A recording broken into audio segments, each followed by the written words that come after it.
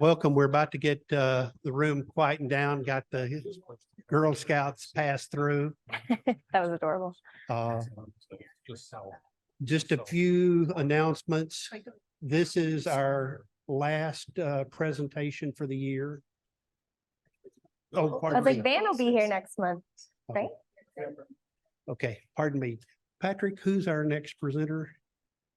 Our next presenter is Van. Van Wynn. Yes, it's Van Nguyen. Yep. See, Sarah even knows. I mean, yeah. Van's a friend. Sarah knows all. He's awesome. So our next presenter is going to be Van Nguyen, and he is the Sony equipment guy. He happens to live here in town. So, yeah. And what I was really thinking about being the last, we are now, all of our images have been turned in for our last competition this year, which is the macro competition. We were contacted via email and offered a show at the Williamson County Annex up in Round Rock.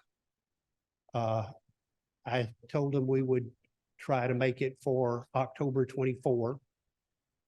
They have room for 5 presentations. They can support up to 50 framed images, and they can support large images.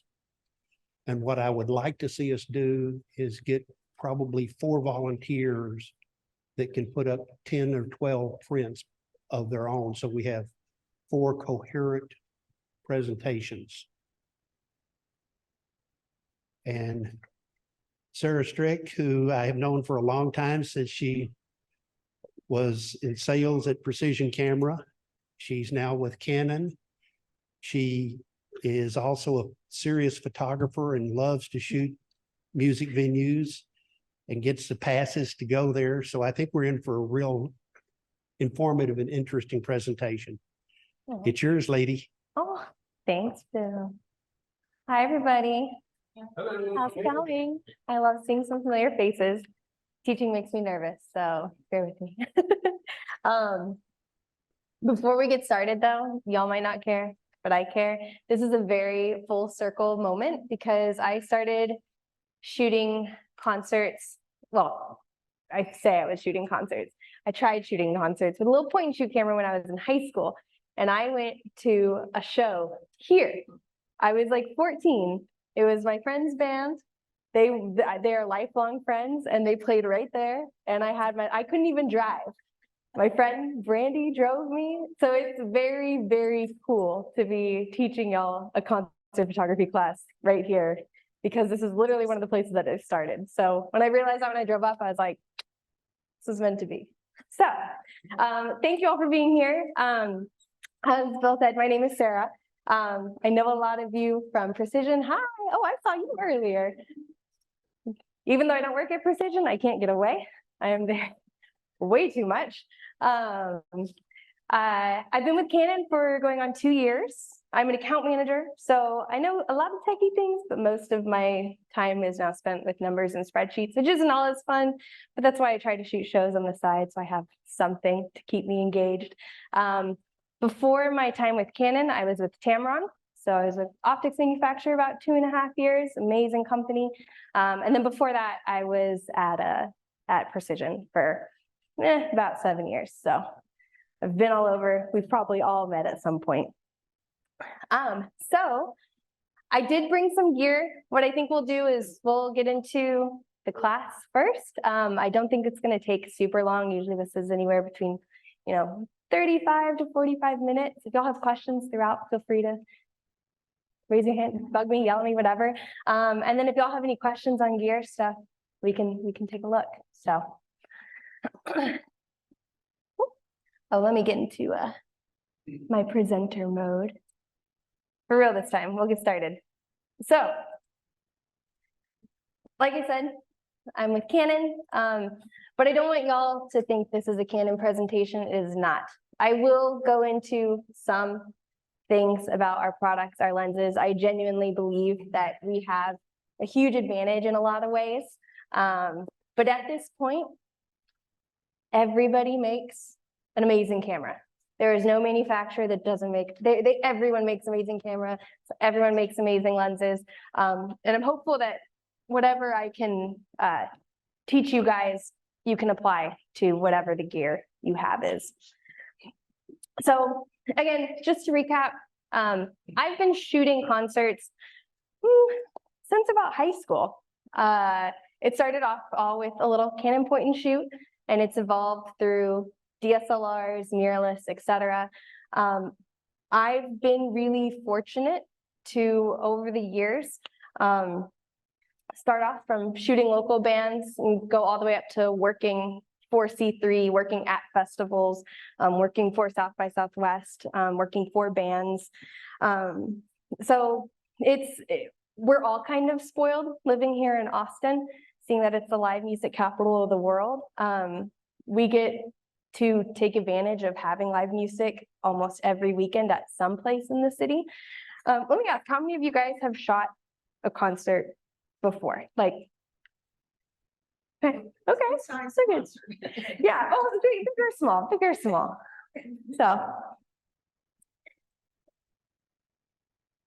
So that's the thing. Growing up in Austin, I could teach this somewhere else and it may not be attainable, right? Because not every city has a ton of venues. We do.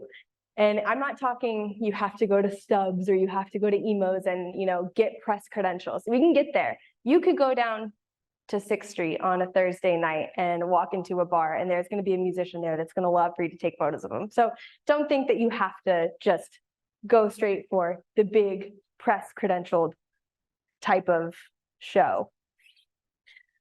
So we're going to talk about a few things, okay? We're going to talk about the basics. This is going to be kind of the some techie stuff.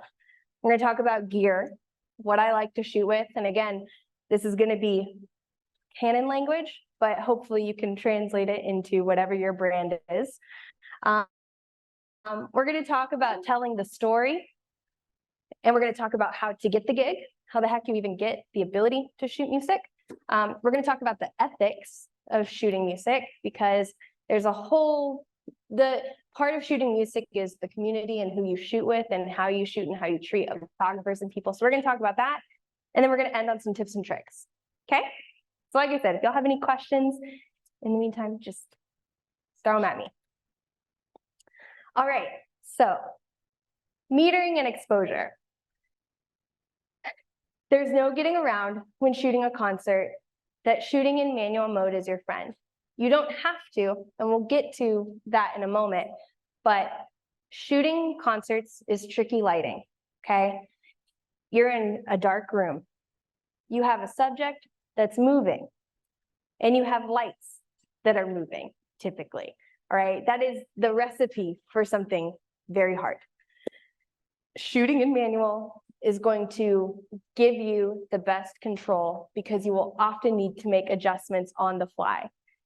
It is very hard, it's not impossible, but it's very hard to capture the vision you want using an automated mode, because there's a good chance it's not going to see something correctly, or it's going to meter something incorrectly. So if you're not shooting in manual now, working up to that for concerts is going to be very beneficial. Second to that is shooting in RAW, because, and we'll talk about this later, again, the lighting is very inconsistent. The colors are very inconsistent. There's going to be a lot of times that you might need to bring up shadows, bring down highlights, change color temperatures, and you can't do any of that with a JPEG, right?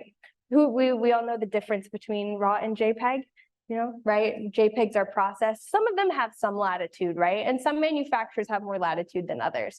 But ultimately, shooting in RAW is going to give you the flexibility for you in post-production to make that photo exactly what you want it to be.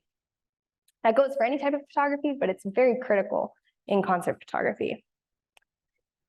Now, if you are shooting in some sort of priority mode, whether it's aperture or shutter speed or program, my recommendation is to meter for the highlights. I know some camera manufacturers have a metering mode that is designed just for highlight metering. Some camera manufacturers just do spot metering.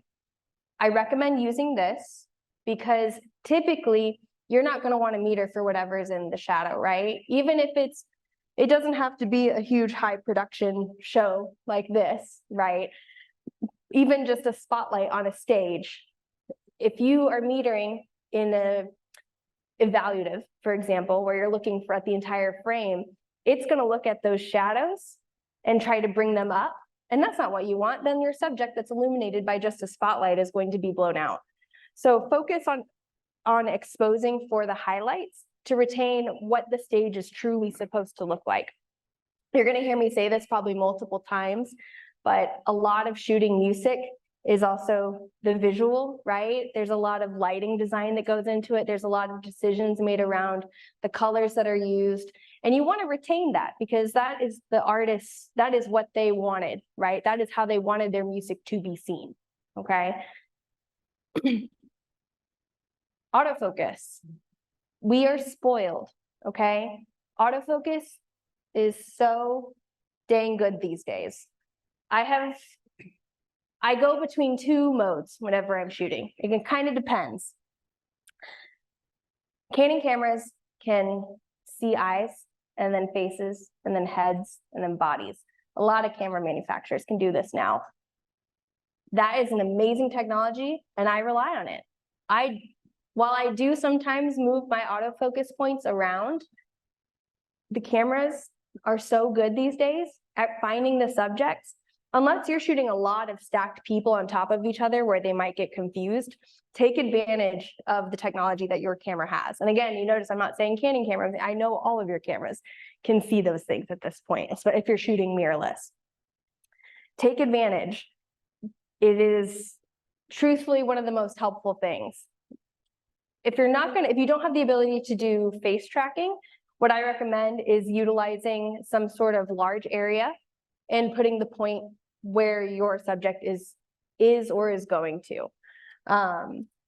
You ever do the kind of like lock in the point and then move your camera? You can do that in concert photography, but it can be very difficult if your subject is moving around. So I recommend utilizing the autofocus recognition if you have it in your camera. Let me ask real quick, who is shooting mirrorless and who is shooting DSLR still at this point? Rangefinder, I know you already, so yeah, mirrorless, yeah?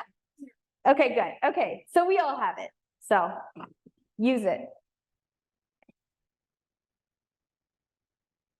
In addition to it, oh, no, not yet.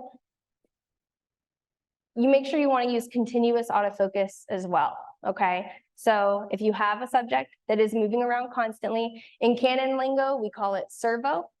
Most other camera manufacturers, it's called continuous. So lock onto your subject, let it track, let it follow them.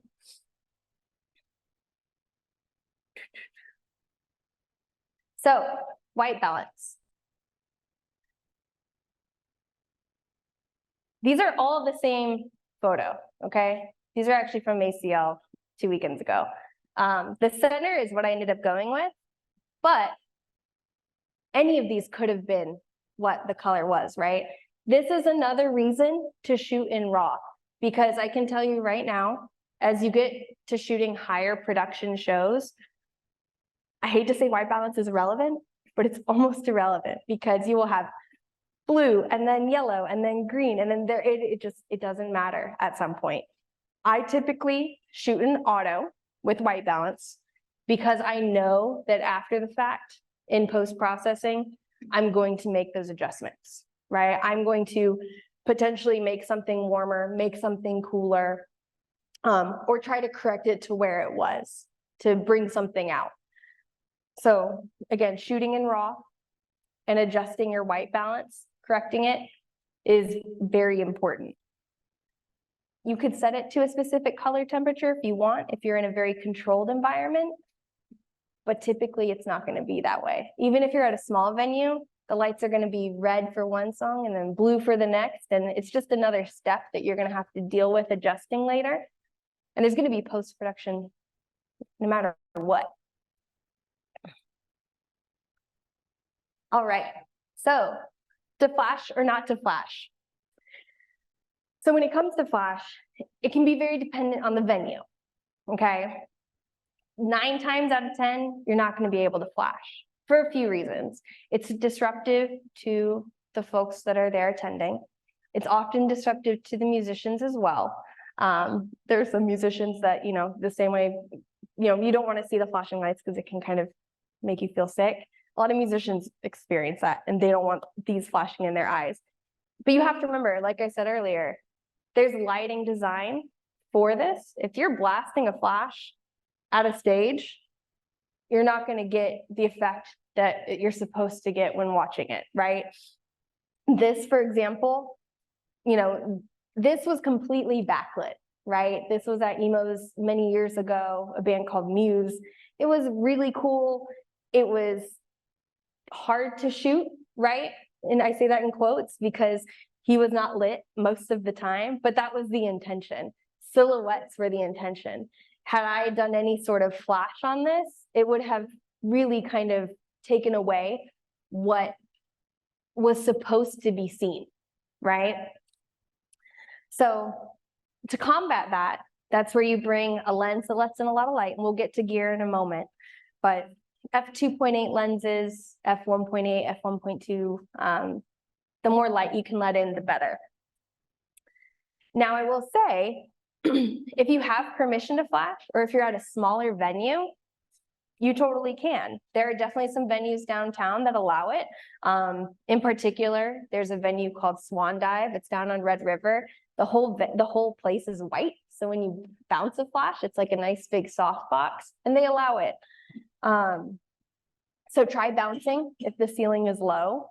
Try dragging the shutter if you want kind of a fun effect, right? Kind of, especially like this picture here in the corner, that was shot at South by Southwest at Hotel Vegas, and super, super small room. They're bouncing all over the place. By dragging the shutter, it can kind of add to the commotion of the band performing. So you can try dragging the shutter. And you can also just try shooting direct and embracing super dynamic flash. My recommendation would be, if you can talk to anyone at the venue ahead of time, like a stage manager or a manager there, just to make sure it's okay. If it's a really small venue, you could even maybe talk to the band and say like, hey, is it okay that I pop the flash a few times? I would avoid doing flash the whole time at any show regardless, just because it can get to be a lot for everyone that's experiencing a show if the flash is just going off the whole time. But do your best to see if it's okay, and if you're allowed to do it, take advantage of it. But remember that when you get to these larger venues, you typically won't be able to. Is everyone good so far? Do we have any questions or anything? Oh, thank you. Cool. I have tea, but I'm good. I'll drink both. Thank you. All right, so best gear for the gig, okay? Now I'm gonna go into Canon stuff, but you can translate this to whatever you shoot, okay? I promise. I will say, Canon has a very robust lineup. I like to think that I came into Canon at a really good time. Our mirrorless cameras are kicking butt. We've come out with some really incredible cameras and some really incredible lenses over the last few years.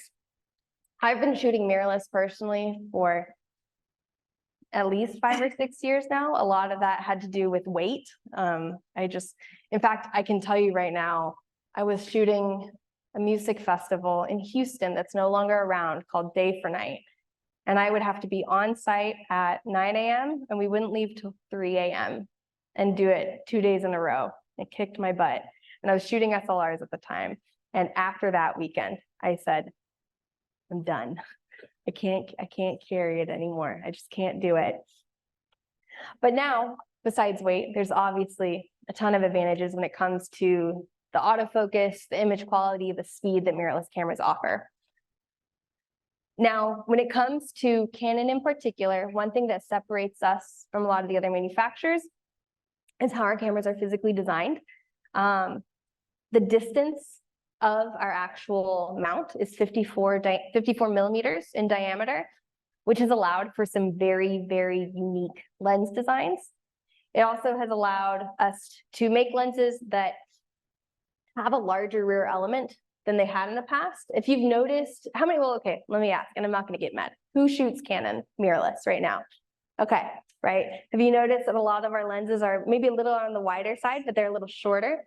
because everything is an optical redesign that's kind of pushed to the back, right? That's not the technical term, but you know what I'm trying to say. The larger rear elements are going to result for even better edge-to-edge clarity. The glass itself actually only sits about 20 millimeters from the sensor. So it's very, very close to the sensor, which is great for fidelity and sharper images edge to edge.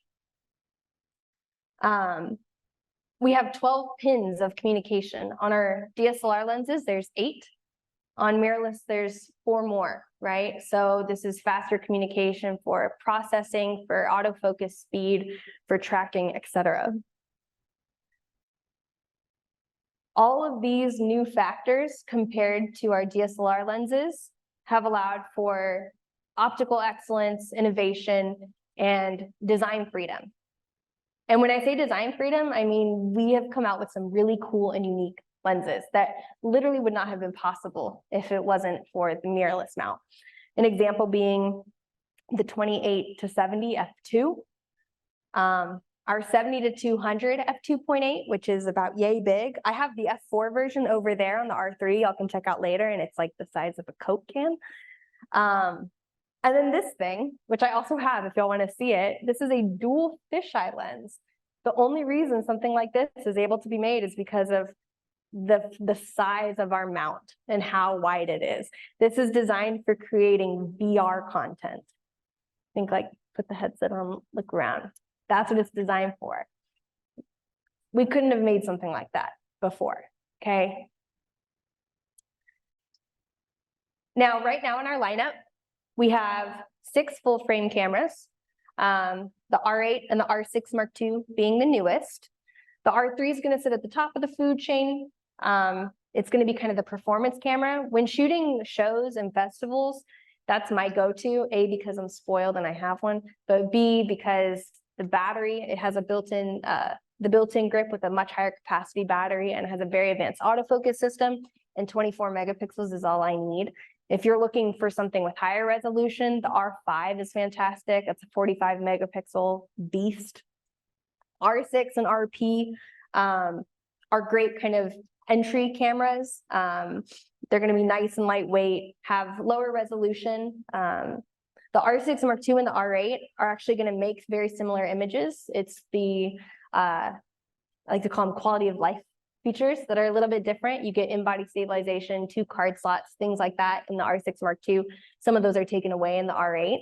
We'll get into gear stuff later whenever we're done here. I'm not gonna drone on about those. We also have some APS-C cameras. So while full frame certainly has advantages when it comes to image quality, dynamic range, low light capability, these are still fantastic. One thing that I think is very cool about the way we have designed our cameras is that we have really let the technology that you find in the top system, the R3, which is $6,000 camera, trickle all the way down. You don't have to go all the way up to an R3 to get eye detect, face detect, animal detect, vehicle detect. You can get that in an R10, right? You can get that in an R50. So these are great for someone that wants to just gently enter the system, but wants to really learn how to use the cameras. All of these are going to offer very robust features. Now, when it comes to lenses, there's a few options, and this is not all of them. 15-35 f2.8, 14-35 f4, this 16 f2.8. This little guy is the size of a nifty 50. You wouldn't know it on the screen. It's $300. All of these would be great for shooting shows. These would be my scene setter lenses, as I would call them, which we'll get into when we get to the story part. We actually, it's not on here because we just announced it earlier last week. We just came out with a 10-20 f4. I haven't seen it in person yet, but I'm pretty sure it's like yay big, and it's an L series stabilized lens. It's remarkable. Bright zoom lenses, all right? I feel like anyone shooting is gonna go for something like this, whether it's shows or events, weddings, etc. 24-70, 70-200, f2.8s. Of course, that 28-70 that I was showing you earlier, it's an f2 zoom. These are a dream for shooting shows. Regardless of the production, you always want to have as much light as possible. Now, I say that, and I shot ACL, not this last weekend, but weekend 1, and I was out there with the 24-105 f4, and I was shooting with the 100-400, which ends at a f8. Okay, so although yes, it is ideal to have fast glass, we also have to remember that cameras these days are so spoiled with how good their higher ISO looks that it's not always necessary to go 100% in on the biggest, baddest, expensivest lens, right? Because these cameras can make up for it. Fixed focal length lenses. These are fantastic for concerts too, and we have a whole mishmash of them. We have 24 1.8, 35 1.8, 85 f2, 85 1.2, brand new 135 f1.8, 50 1.8. These are great. The thing to keep in mind is that just like shooting anything with prime lenses, your feet are now the zoom, right? And shooting concerts, you're typically very limited in the time and the positioning you have with the artist. Usually it's first 3 songs if it's something that you're credentialed for. So running 2 cameras and having 2 complementary lenses, if you're going to do primes, is what I would recommend. That way you're not taking time to change lenses, because it can be tricky. It can be under a time crunch. 35 and 85 is like the dream combo, in my opinion, if you're going to go primes. One nice and wide, kind of get the scene setter without being too wide, and then an 85 for the nice close-ups. All right, we good so far? Any questions? Okay, cool. Yeah, right. Can I tell you something funny? So I work for Canon, and I have all this gear because they give it to me, but I don't actually own a camera anymore. I mean, I have like a ton of film cameras, but like I don't own a digital camera. It's honestly a very weird thing, but it's also every time I'm about to do it, I'm like, but I have all them. I can use them. So it's very weird. All right, so let's talk about telling the story. So my background when it comes to freelance photography, I've been doing concerts for fun forever, and I've been fortunate enough to have been hired and actually paid money to do it, which is crazy and very hard to do, and not common. My background though is events, photographing, marketing for brands, just any sort of event you could think of, galas, I don't know, all sorts of things. And when you're shooting an event, you're telling the story for the client, right? You wouldn't go to an event and walk around with like the one lens and take the same type of photo every time unless it's what the client's asking for. Same thing if you're shooting weddings, right? You're going to get details. You're going to get wide angles. You're going to get more pose shots, natural shots. You're going to take a very similar approach to concerts. You want to tell the whole story. Something you could do if you don't know where to start is to give yourself a shot list, right? Make it on your phone, keep all these things in mind, right? Be like, all right, I'm going to shoot the main singer. I'm going to shoot the guitarist. I'm going to shoot the bassist. I'm going to shoot the drummer. All right, I got those done.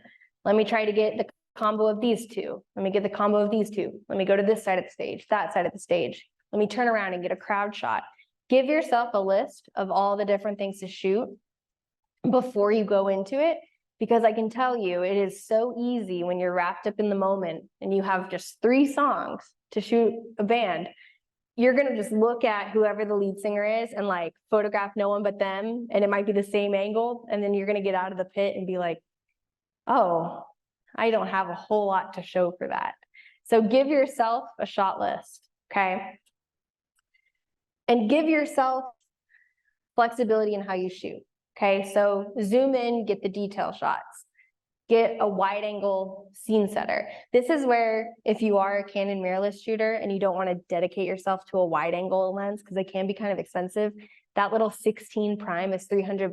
Throw that in your bag so you can get the wide angle and then don't touch it the rest of the night or the rest of the show. Get a mid zoom. This would be like your 24-70 to kind of get the scene.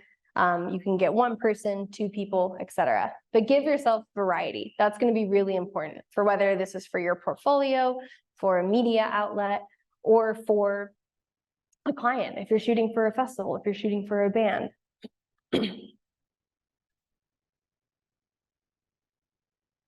Look for unique moments, okay? Whenever I shoot, this is how I approach it. It can be very obvious to get the singer like, doing, mouth open, whatever, right? And you could shoot that and it looks epic and it looks awesome. And if you stop shooting as soon as that moment's over, there's a good chance you miss something even more raw and real happening, right? Do you have a question? Kind of really, if possible, make sure you know the songs. Yeah. You know when something's like that. Yeah, for sure. If you're able to know, that is certainly helpful. That is certainly helpful. Also, if they're going to shoot fire off the stage, know that too, because it gets real hot real quick. Learned that last weekend. They didn't tell us. So just 30 seconds to Mars. I know, right? I know. We were all just like, oh, thanks for the heads up. Usually they tell us. But look for the special moments. Some of them, my most favorite photographs that I've made when it comes to shows are when the guitarist looks away or they drop their hands and there's some sort of look on their face. Those in-between moments from what you think is supposed to be the moment can tend to be the more impactful photos. And if you look at concert photographers and the types of photos they're sharing, the ones that are shooting for the festivals, the ones that are getting hired by the bands, by the festivals, their images look different because they're trying to make them look different. Are you shooting in burst mode or single mode or maybe? So I go between the two. That's a great question. It depends on the artist. If I know that they're going to be running around like a crazy person, I often do have it in some sort of burst mode. I really never go up to like maximum burst because you're going to end up with so many photos. I almost always keep it on low. If it's someone that is pretty stationary, I'll put it on single and just do per shot because I just know that I don't need to like accidentally slam the shutter and get like 10 frames of them just standing there. So it kind of depends. Feel it out. You certainly can. Some of these cameras these days can go so fast that you're pretty much shooting a movie when you're taking stills, but culling that later could be yeah. Are you using a monopod or all handheld? All handheld. So depends on how you're shooting. So when you are in a credentialed like photo pit, typically that's not allowed. You can't bring in a monopod or anything. Now, if you're shooting what's called front of house, so you're like right at the soundboard and you're shooting over everyone's heads, a lot of really big acts will do this. Sometimes you're allowed to have a monopod because oftentimes you're shooting with like a really big lens. They'll have like a 500 or 600 or something. But most often, no, because you just simply won't be allowed or there won't be the space. And plus it'll get in your way because you're going to be moving a lot. So, yeah.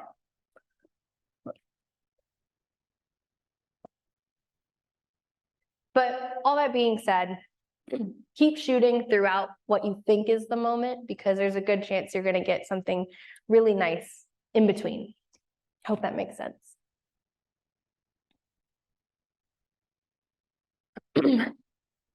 Part of the story too is the people there to see the show, right?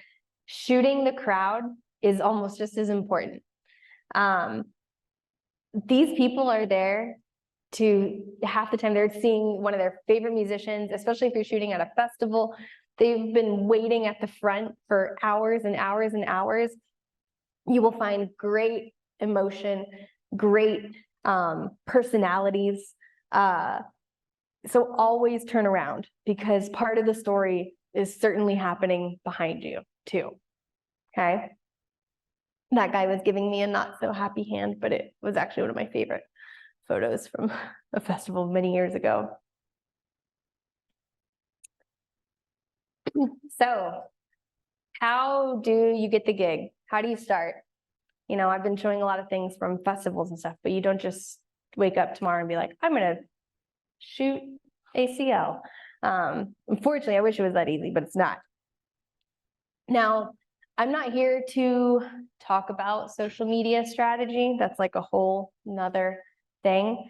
But I will tell you, a way to grow, and one of the most reliable ways to grow, is going to be using social media.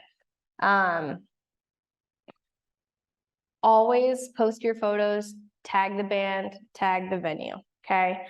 Whether it's Instagram, TikTok, etc.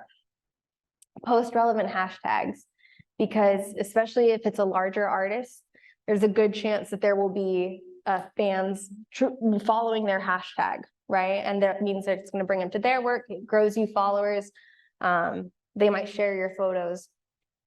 Very important. It is important to be timely too when you post to social media. Now, you could be extra like me and shoot a band and then get Wi-Fi on and transfer them and edit them and post them real quick.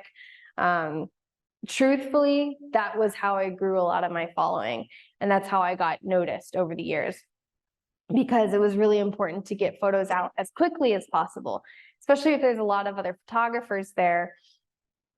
There's a really good chance that the management for the band or the venue, etc., is going to be looking for something to potentially share or repost. And if someone else beats you to it, then that's just an opportunity missed. They're not going to post a bunch of photos, right? So if you're able to have a workflow, what I have personally done, what I found worked best for me, is I would have my Wi-Fi set up good to go before I start shooting. I'll use like Adobe Lightroom on my phone. I have some presets that I know work really well. They're my go-to. One thing I love about our cameras is you can actually rate things in camera. So I would step out of the pit, go through my photos, and keep in mind, when I'm posting to social media in my stories or something quick, I'm not necessarily doing it for my portfolio. I'm trying to get noticed. I'm trying to get my work out there. I'll rate a few things. I'll transfer them to my phone. I'll do my quick edit, and then I post them, right? And the quicker you can do that, the better, because that is how you'll get noticed. If you're the first one seen, it'll help a lot. So you wouldn't recommend waiting 3 years? Exactly. Now you can definitely wait a few days if you want, but just remember that, I mean, I don't know if other like photo industry situations are like this, but it's crazy, but it's kind of a race to get your images out. If you are in a situation where that is what you're trying to do, right? Now, on the flip side, when I've worked for festivals directly, I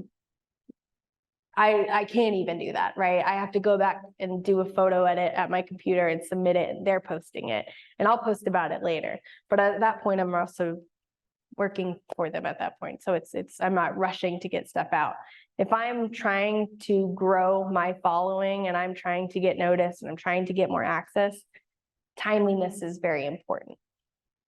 So it depends on what your goal is and what you're shooting for. You prefer Instagram, Facebook, Pinterest? So I have found the most success over the years with Instagram, for sure. I feel like that's kind of pivoting. I think we've all noticed that we very rarely see photos like we used to. It's a lot of video content. What's really interesting is that some of the video apps are now starting to heavily support photos. TikTok is an example. They actually are very, very friendly to posting photos now. It's almost like, oh, Instagram is changing their algorithm. We're going to go the other way. And so I encounter photos a lot on TikTok. it's something you have to keep moving with, which is kind of crazy. But yeah, Facebook, I mean, there's so many privacy levels with Facebook that your stuff might not get seen unless you have a public page. But yeah, I think Instagram is where I have seen a lot of bands and management still looking. So I would still probably, if you had to pick one, go with Instagram.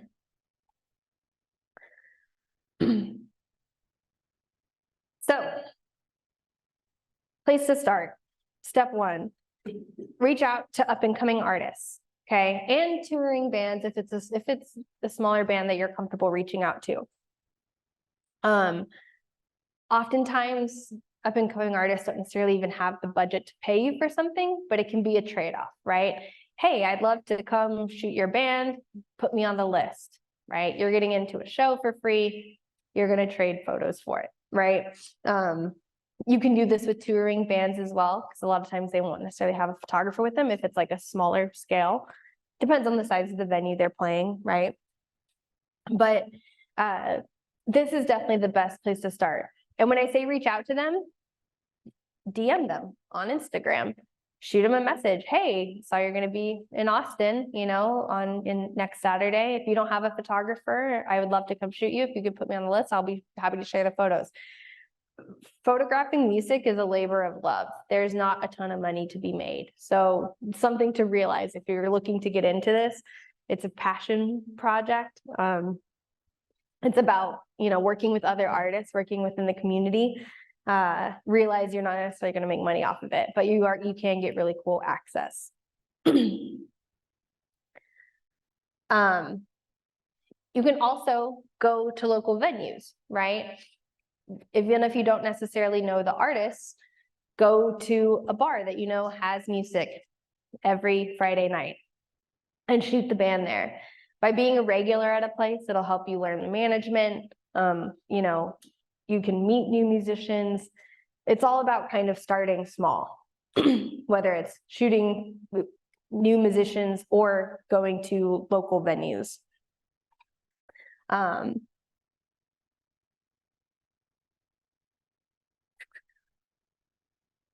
Once you have a portfolio built off of shooting local musicians, visiting local venues, this is where you should start reaching out to media outlets to get the really cool shots at the really cool venues where you only have first three and you're in the pit. You can't just walk up because you have a camera. Half the time you can't even get into the venue without a press badge. Submit your portfolio to up and coming media outlets, right? There are so many people trying to create blogs, trying to create new outlets because they want the access. There are writers that want access, but they need a photographer. So by looking on Instagram, looking on social media, once you have a portfolio you're comfortable with sharing, send that to them. And again, it'll be a trade-off. To this day, the outlet I work for, I say work loosely because I don't get paid. It is a trade-off. I go, hey guys, I want to shoot this show. And they get media coverage. For me, I get to go and shoot a band, right? But to be able to shoot for a media outlet, you have to have something to show them, right? So this is kind of the next step.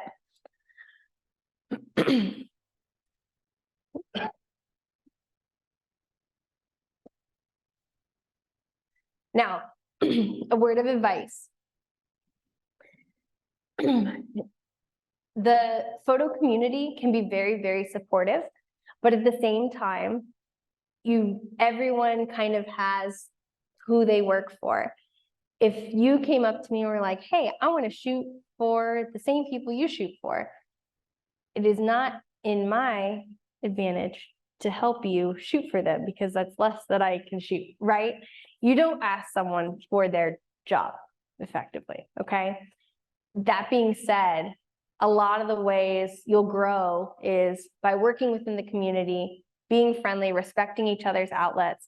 I can't tell you how many times I've had opportunities passed to me because someone that I know and work alongside in the photo pit that works for another magazine or blog can't make it to something. And they're like, oh, hey, Sarah, can you fill in for this? And that's just these are not relationships that I made overnight. These are relationships that you make by going to shows regularly, meeting the same people out and about. So you'll get there eventually, but you have to grow to it and you have to be respectful in how you get there, right? You don't want to just try to take someone's job from them. All right, any questions on that part? You good? Okay, so the ethics, do's and don'ts. Respecting other photographers. Don't be that guy, okay? Don't be them. When you are shooting music, and especially when you have such a limited amount of time to shoot them, it is really easy to get excited, okay? And do what you can to get the shot.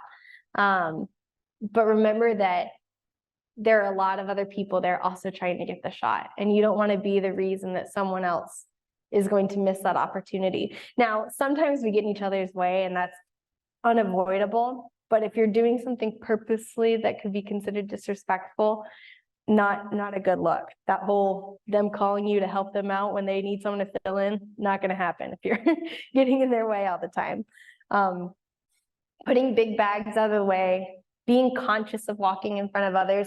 I know this might seem kind of, well, duh, that's just rude if you just walk in front of someone, but I'll tell you, it happens a lot. Shooting shows, it's not a lot of time and it's high pressure. So keeping these things at the forefront of your mind is important, because when you get in the zone, it's easy for people to just forget that you're sharing a photo pit with a bunch of other people. And if the pit is limited, share the space. Don't stay in the same spot. Move around, okay? Respecting the musicians. This is also very critical. Don't get in their face unless they ask for it, and avoid flash photography.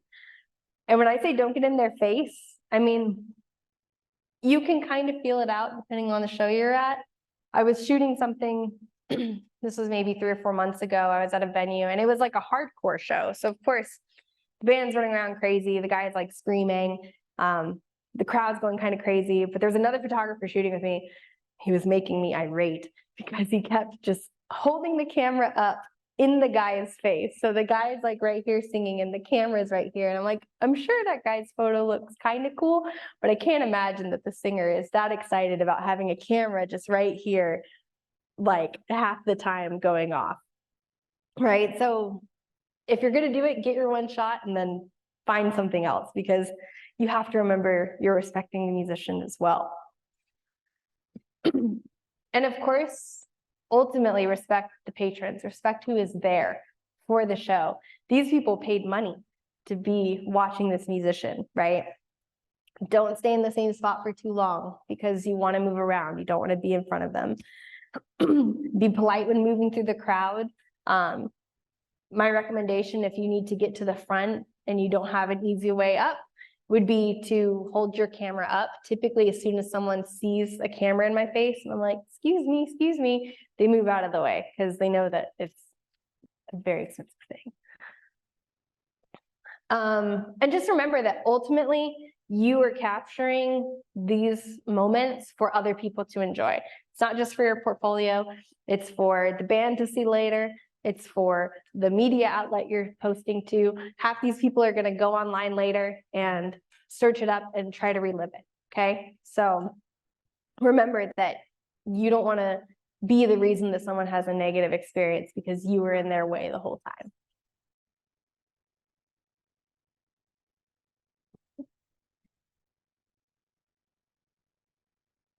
Oh, I'm like talking so much, my throat's getting all dry. All right, so here's our last little bit. So tips and tricks to succeed. I know we kind of already covered this, but again, always shoot in RAW. You'll thank yourself later for having the flexibility to manipulate your files. Make sure you check before you start. Yes, yeah, yes. Check if you figure anything. Don't Yeah. go in there and shoot. Yes.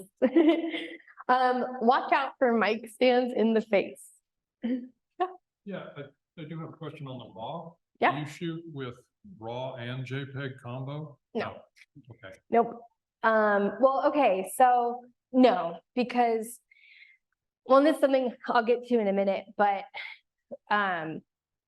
when it comes to concert photography, it kind of depends on what the end presentation is going to be for these photos. You know, if you're shooting for a media outlet that is very strict about editing, or like a wire or something, you can't really, you can do some very simple color correction, things like that. But if you're shooting like for a band or for your own personal portfolio or for a media outlet that lets you have some fun, or even for festivals themselves, I feel like it's a type of documentary photography that has a lot more flexibility from an artistic standpoint. So all that being said, I love to edit my files. I know a lot of concert photographers that really love to get nitty gritty. I mean, shooting it is just half of it. There's a whole, it's not 75% done and then, you know, I edit real quick and I'm done. There's a lot of editing that goes into it because there's a lot of fun to be had in how you can make these images different. So all that being said, if you're gonna be creative in your editing later, the JPEG will just take up space, you know? But if you do need to do really quick transfer, or you know that the end result is not something you need to edit much, there could be an advantage in shooting JPEG too. But I would say typically, no. I know that was like a long way to answer that, but well, there it is. There's our next point. Don't be afraid to have fun with your editing. If you remember to later, I recommend you go to ACL Festival's Instagram, Lollapalooza, Coachella, look up the photographers that are shooting these and look at their personal work. It is not, well, and when I say personal work, I mean, they are all concert photographers. It is not just standard lighting, you know, fixed shadows, fixed highlights, and that's it. They are putting TLC into all of these photos and making them very unique and making them their own.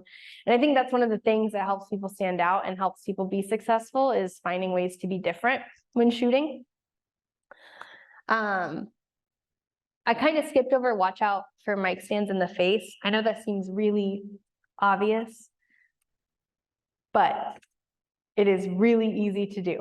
It is really easy to do. And I think there's a very weird, maybe this is just me, but there's a very weird misperception. I don't think that's a word, but you could be shooting a musician and from where you're looking, it looks really cool, even if the mic is in their face.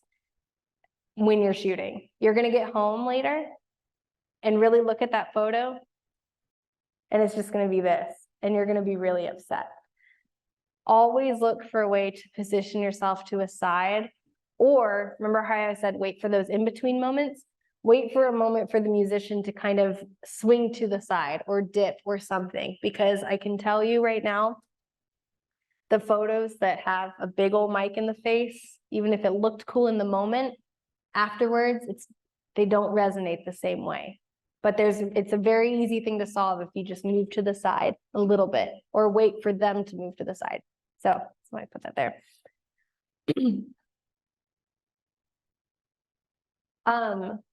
Find ways to be unique in your angles and be conscious of what everyone else is doing. If you take nothing else away from this other than this point, this is what I recommend. Especially if you're shooting a show where there's other photographers, there's always going to be the obvious perspective and the obvious shot, right? There have been so many times I've been in a photo pit and all of the photographers are on this side, right? I make it my challenge personally to go where they are not, almost all the time. Now, don't get me wrong. A lot of times those photographers are very smart. They're going to get something really cool. They're there for a reason. However, I can guarantee you that at some other angle, there's going to be something really special and something that they don't get at all, okay? So finding ways to make your shots look different. I can't tell you how many times I've walked out of a photo pit at a festival and we've all compared images or seen other images in other outlets. And everyone it looks like the same photo, like everyone got it from a wire, but it wasn't. It was everyone's own photographer, but they were all just shooting it the same way. Now, there are some situations where it's slightly unavoidable, but I would say 9 times out of 10, you can find a way to be different, but you have to be conscious about it. So always kind of down below the singer, Mhm. and you're all kind of shooting up, and isn't that the same look? Is there a way to get out to the wings and up in a balcony? Or... Yeah, so a lot of times it's going to be a matter of getting to the side in the photo pit. Typically, getting on stage is not going to be something that you have access to until you are working for the festival or for the band. But if you're able to move to one side heavily or another, you know, when you're in the front versus being right up in the middle, that's going to be your best bet. Sarah, you talked about the microphone in the face. Mm-hmm. What about open eyes? What? Eyes. A musician's eyes. I mean, at that point, I feel like it depends on what the musician's doing. I think you can definitely get impactful images with or without, because I mean, half the time, if they're screaming and, you know, I'm not going to pretend like I can be a musician, but you know, they're, yeah, that's a good, I mean, I think it's more about the overall emotion that they're giving in the face and the body than it is about the rules of having, you know, open eyes or straightforward or et cetera, if that makes sense. A lot of times a more impactful moment is because they're closing their eyes, you know? I mean, heck, that guy has his eye closed.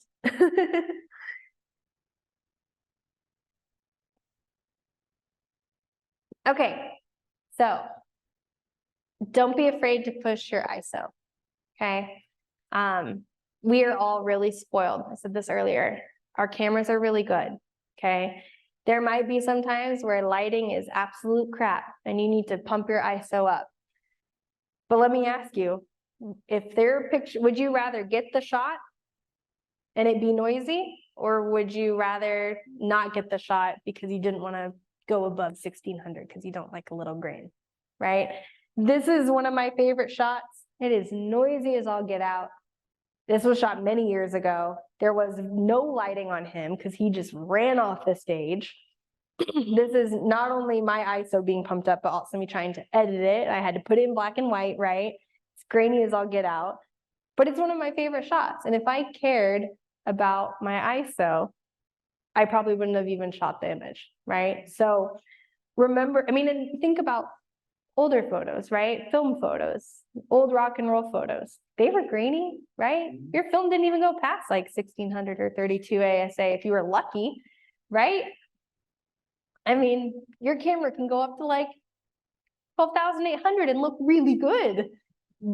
Take advantage of it. Don't let your fear of image quality be the reason you don't get the shot, because this is an artistic type of image making. Get the shot, get the emotion, get the moment. And keep chimping to a minimum. It is really easy when you shoot something really cool to looking at the back of your camera. Oh, cool, let me see if I got the jump. Well, maybe he just jumped again and you didn't get it, right? And we've all done it. I have done it. You can shoot something and be really, really excited, but resist at all costs. Just keep shooting. Don't miss a moment, okay?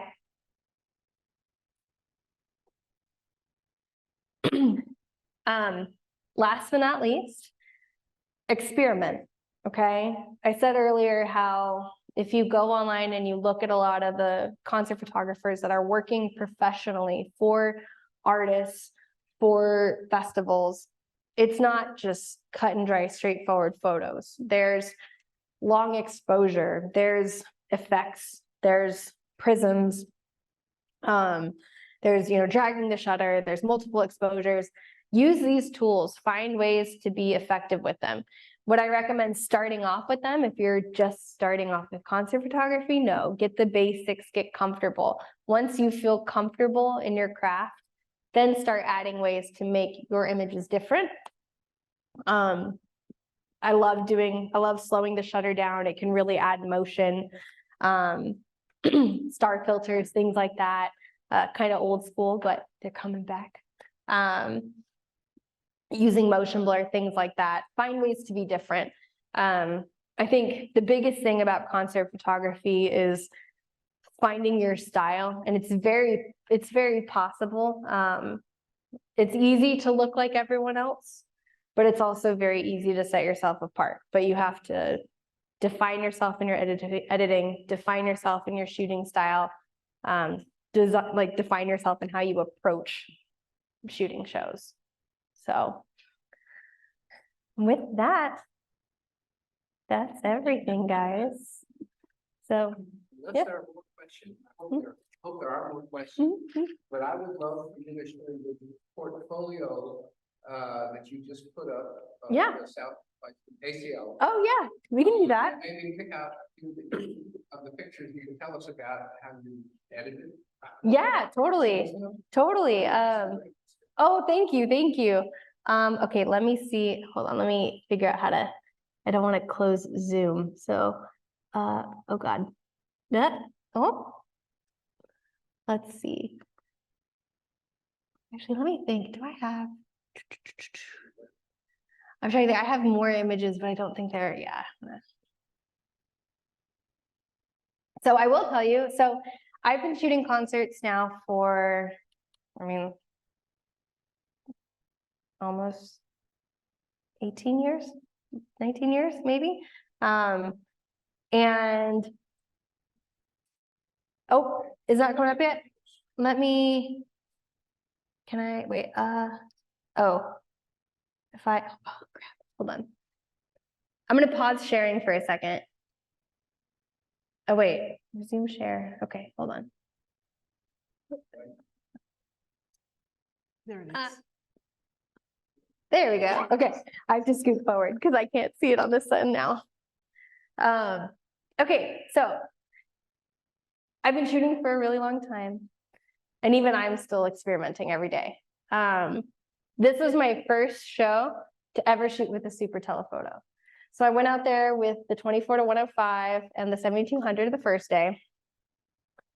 And I was like, you know what? Well, one of the bands ended up being front of house, and I didn't have a super long telephoto. I didn't know if other bands were going to be front of house. So I was like, screw it, I'm going to bring the 100-400. So I had all three lenses.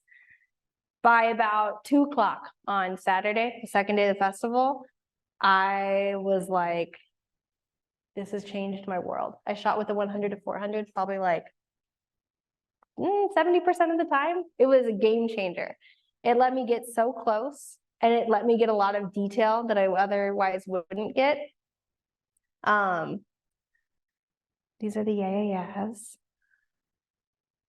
Typically, I don't have a close enough lens to be able to get super, super isolating shots at a festival on a major stage. So that was something that was really unique about shooting with the 100-400.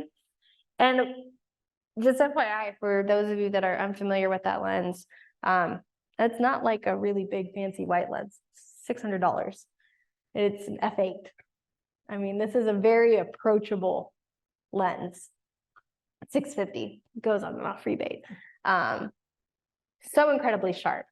And that was one of the things that, when I say it was a game changer, it let me get so much more close for moments like this that I just would not, I feel like would not have been the same had they not been like so intimate. So it kind of helped me change my style. I don't want to say it changed my style, but it helped me separate myself because everyone else is in there with 7200s, right? And I was shooting closer. I mean, it was amazingly sharp. You'll notice my editing style is pretty vivid, right? I try to go for almost a film-like look. I kind of like a slide film type of look.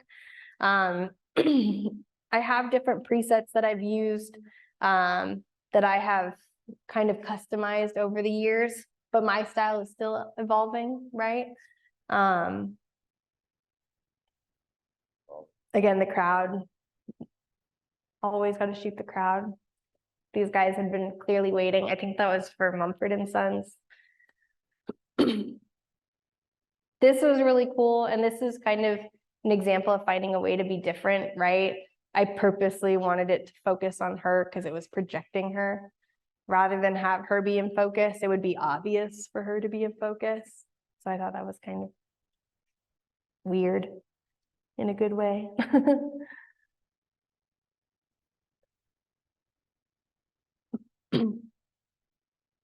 I will say, I mean, choosing if I do black and white or color, I tend, if I don't have a whole lot of interesting background, black and white helps, in my opinion, kind of makes it richer, makes it pop.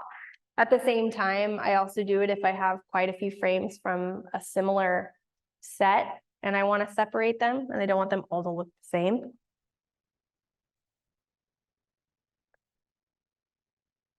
Jared Leto brought us all on stage. It was very weird.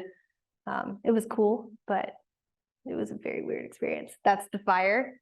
The first time they didn't tell us about it, and we all had to take a step back. Usually 9 times out of 10, they will warn you about fire.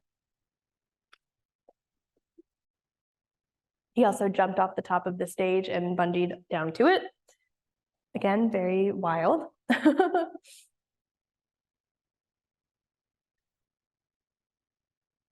See, this is almost Mike in the face, almost, but I wanted to make sure to see what I could.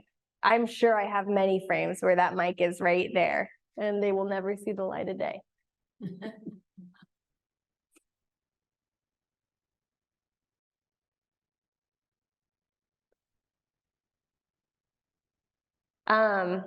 One thing too, I recommend, you'll notice I'm not afraid of foreground in a lot of my photos. And actually one thing I will do sometimes is purposely include foreground. I'll go up to the side of a speaker and like position myself right next to the speaker. So I'm getting a little bit of foreground in it, like on purpose, because it just adds this depth that you otherwise wouldn't get. So again, finding ways to kind of craft more unique shots versus just straightforward.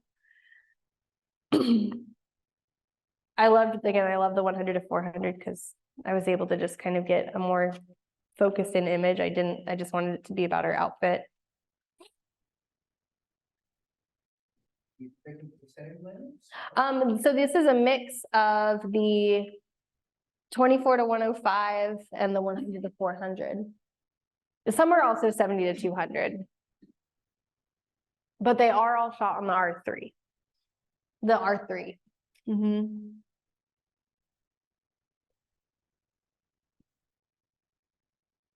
For those of you that didn't know, Shania Twain has orange hair now.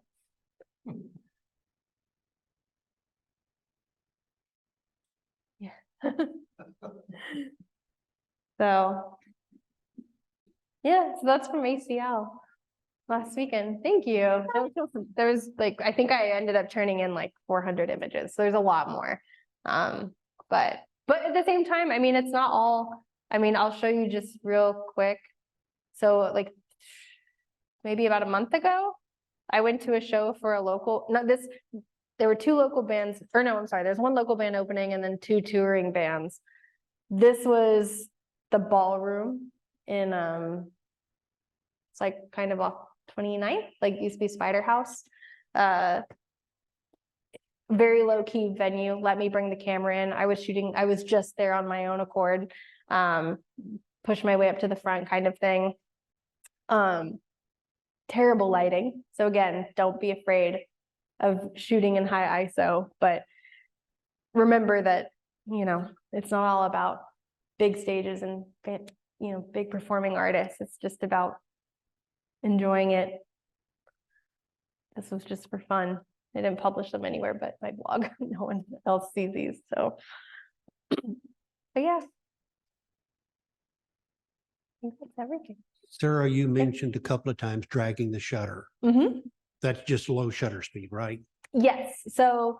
But you also mentioned it in when you were talking about strobes. How do you set that up? Wait, when you're using strobes. Oh, got you. Oh, yeah. So I couldn't recite the exact settings off the top of my head.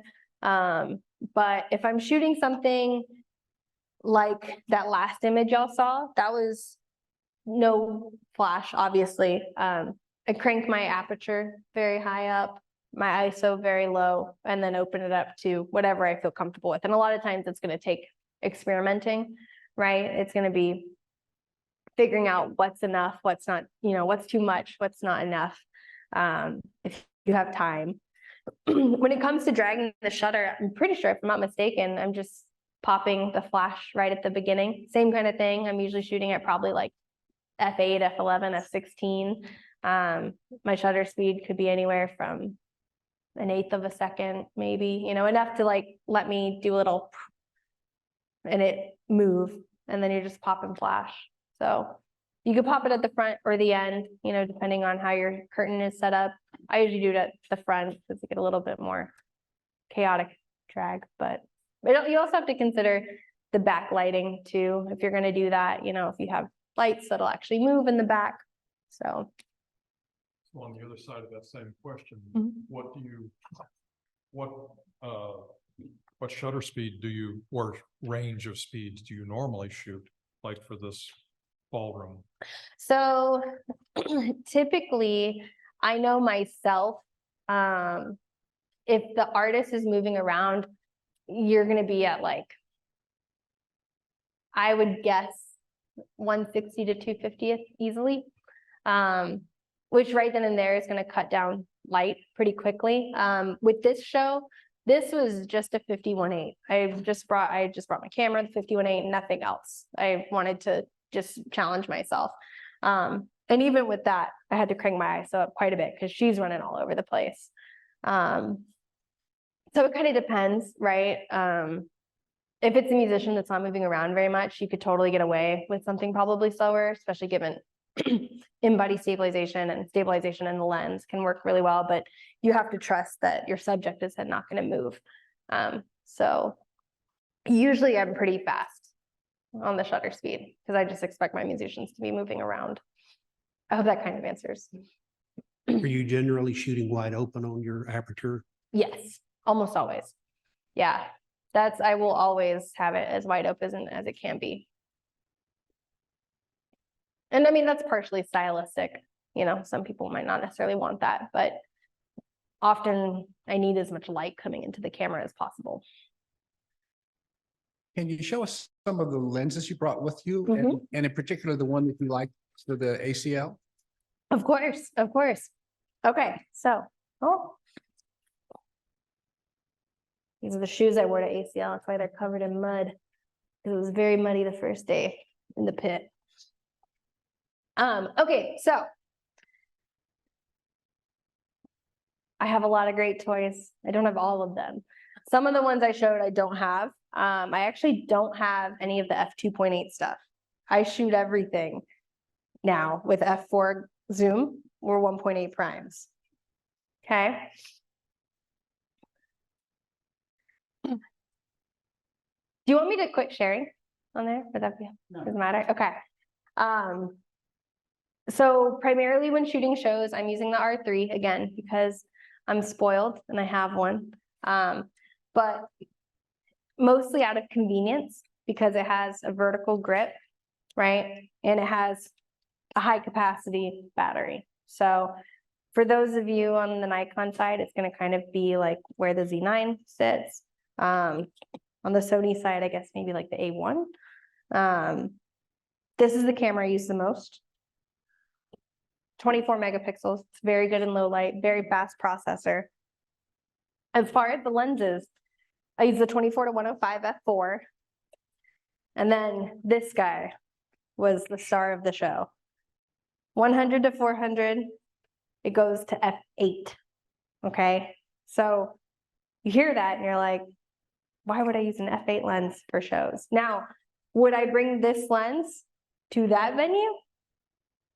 Probably not. But for ACL, where half of it's daytime or the production is really good, if I would probably bring this for anything at ACL Live or Stubbs or even Emos potentially, depending on the situation.